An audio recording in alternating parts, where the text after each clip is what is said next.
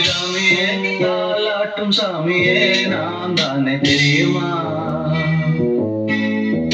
சிவகாமியே சிவனில் நீயும் பாதியே அதுவும் உனக்கு புரியுமா?